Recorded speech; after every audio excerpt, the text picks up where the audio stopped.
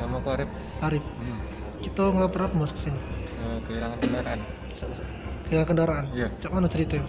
Jadi COD motor pas test drive dibawa kabur. Kenal pelaku di mana gitu? Lewat Facebook. Lewat Facebook ya? Berapa motor itu kita jual? Motornya berapa itu? Sekitar 12.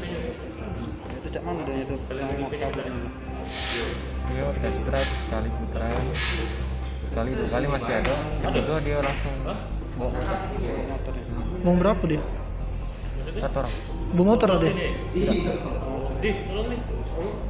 Jadi kita percaya tuh ngapa gitu unjuk ke motor? Karena modal yakin ya kak. Modal yakin-yakin ya? Belum spesial pun dibayar ya? Sudah kita sempat telepon nomornya belum? Sudah telepon. Masuk tak? Tidak ada aktif. Lagi ya? Jangan lupa subscribe, share, komen, dan like ya.